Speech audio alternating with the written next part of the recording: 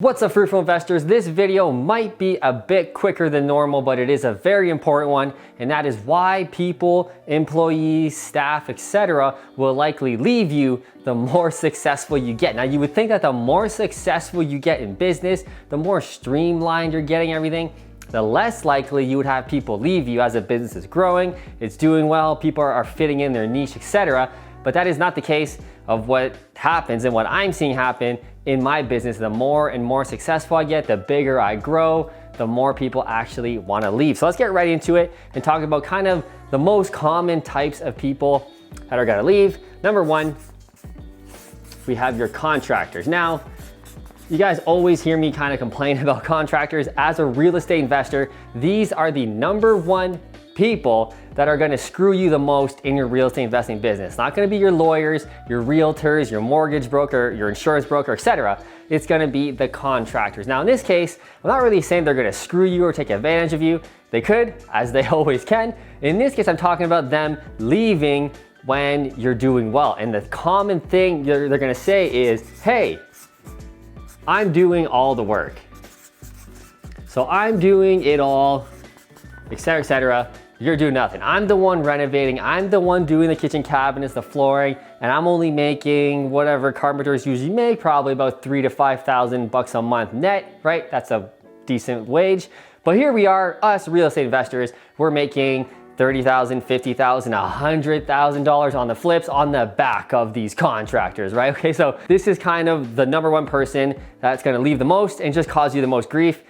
That's just kind of the way real estate investing is and businesses in general.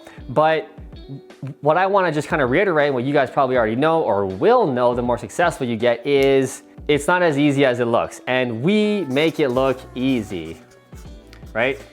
If I can spell, we make it easy or look easy anyway. So the contractors don't see everything that's going behind the scenes, the joint venture attraction, raising all the money, getting the off-market deals, and that's where your profit really is, buying it under market value. It's not really what they're doing. Looking for more time, money, and freedom? This is your chance to take your investing business to the next level. With over 7 courses and 3 services, we give you the tools and confidence you need to take action now. We cover everything from tips on getting your first rental property, private lending your money, marketing your business, and even a course that gives you links to all of the materials we use in our flips and rentals. So what are you waiting for? It's time to get fruitful. It's the, how low you bought it. But anyway, they don't really realize that, etc., etc. You're running all the pieces, making it all work, but they see it as I'm the one swinging the hammer. I'm making the house look beautiful. How come I'm only making $5,000? You're making $50,000. I can just do it all myself. And the answer is, go ahead, do it all yourself. I dare you. I actually double dog dare you to do what I'm doing, etc., etc. But I just want to make it, expect if you're gonna grow the business and do multiple flips and have multiple contracting teams, this is gonna happen. And a caveat, if you use, I should do this, subcontractors. So I've been using subcontractors for, the past 12 years, my whole time. Only recently, about a month ago, 2 months ago, we had just so many problems with subcontractors, and I'm not saying it's their fault either. Like I said at the beginning, they're not screwing you. They're just seeing like, hey, I'm doing all the work, you're making all this money, what the hell? I should make more money. And then you're like, I can't pay you more money because that's just not how it works. So you're making a really good wage already. And they're going, fuck you, I'm gonna leave. And you go, all right, sorry, bud. So what I've done recently to kind of combat that, because I've gone through 3 crews and I'm almost positive it's because of this. So what I have done now is I started my own company, my own renovations company with my own carpenter. So I still use subcontractors from my electrician, my plumber, my HVAC guys. Those are the guys you're not gonna, or girls, those are the people you're not gonna have the issues with, because they're getting paid like really well. They're getting paid like, between 50, 70 bucks an hour. So they're like, Matt, use me all you want. I'm using you by charging you 70 bucks an hour to pull this wire. Okay, I'm kidding. It's a very valuable job. But the people who are gonna screw you the most are the carpenters. The ones who are making 25 bucks an hour, 30 bucks an hour, 40 bucks an hour that you're paying, they want the 70 bucks an hour to lay floor. And you're like, dude, it's not how it works. So what I've done is stop using subcontractors. And because I'm at the point now where we're doing so many flips and we're so busy, I started my own renovation company, hired my own carpenters, and I pay them much lower than what I was paying the subcontractors because now they're my employees. So they're not paying for the marketing, they're not paying for their tools, et cetera, et cetera. So, you know, we're paying our people between 20 and 30 bucks an hour as an employee. Now, if you know being an employer, there's an extra cost to all that, WSIB, insurance, like other costs for the government, et cetera, et cetera. So I'm actually paying about $3 an hour more than what I'm actually paying them. Regardless, I was paying my subcontractor carpenters about 40 bucks an hour, okay? So now I'm between 20 and 30, right? So it's a lot better, but the biggest reason why is I have more control, right? So the other thing with subcontractors is if you say, Joey, go to 123 Main Street for Monday. And Joey's like, well, I got this other job that I'm doing for Sally. I gotta go over there first for a couple days, then I'll come back, et cetera, et cetera. So I hated doing that. So now with our own employees, we just have more control. I can say, Bob, you're going there Monday. And if Bob's like, I don't wanna go Monday, you're fired.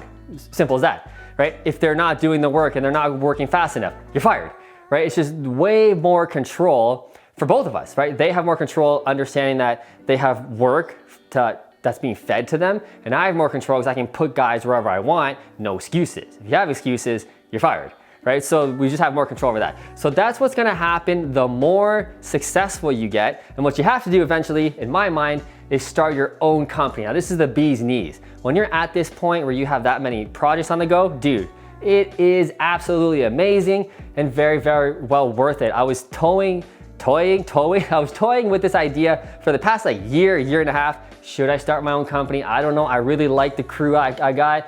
They like me, I like them. They do fantastic work, blah, blah, blah. But there was just, you know, a bit of confusion on both sides. They wanted to grow. I didn't want to go that direction, et cetera, et cetera. There's many factors that involve this where I just said, screw it. I think it's time that we start our own company, and it's working out very, very well. So I did a long rant on this contractor one, but that's the most important one. This is what's gonna happen to you the more successful you get as a real estate investor. The second type of person that's gonna leave you the more successful you get is the employee.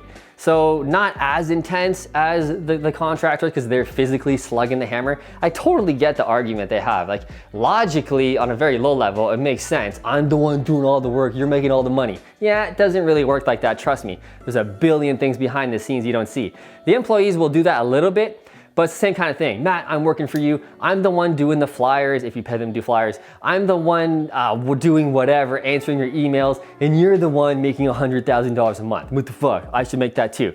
Yeah, it doesn't really work that way. So again, this was gonna happen a little bit, but not as much. If you find the right people and you guys click and you kind of build a friendship and a bond within your business, this is gonna happen way, way, way less. But if you just have, you know, an employee, somebody who needs a paycheck, who's just gonna slug through and do their job, you're gonna have this quite often where they're just gonna leave and see what you're doing and think it's not fair. So just be prepared for it.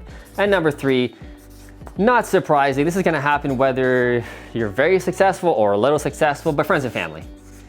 Then this is actually a big one. I know a lot of investors, most investors, definitely come across this, and this becomes a problem for almost everybody across the board. The more successful you get, especially the more money you're making, right? If you're making over 100 grand a year, which is very easy in real estate, you're at top 1% income. If you're making 200 grand, 300 grand, 500 grand, $1 million a year, okay, now you're at a whole nother level where friends and family are gonna be like, fuck that guy, fuck that girl. You know, it's not fair. They're screwing people. They must be taking advantage. You know, all the stuff that's gonna happen for rich people, right? Everybody who's rich is a fucking Satanist, apparently. So that's just gonna happen naturally. So I thought this was gonna be a quick video. I don't know. I don't have my watch on me. I'm looking at my imaginary watch. I don't know, how long it was. But anyway, there's 3 points I really wanted to hit on. Biggest one being the contractors. This is definitely gonna happen to you when you become a real estate investor. So guys, I hope you enjoyed this video. I hope you got some tips, some value, some expectation of what's to come. If you enjoyed it, smash that like button. Also hit that subscribe button so we can see more of each other. I'll see you in the next video.